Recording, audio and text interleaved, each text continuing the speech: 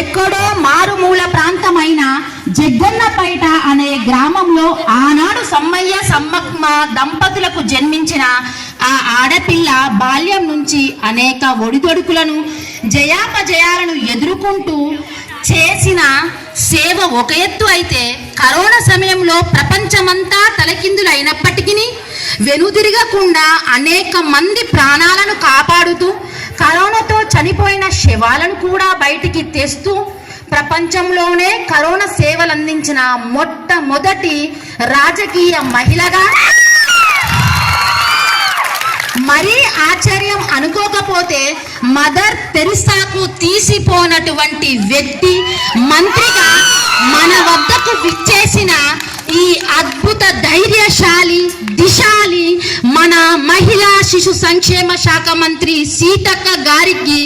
మీ జీవితం మా మహిళలకు ఎంతో ఆదర్శం. ధన్యవాదాలు మేడం.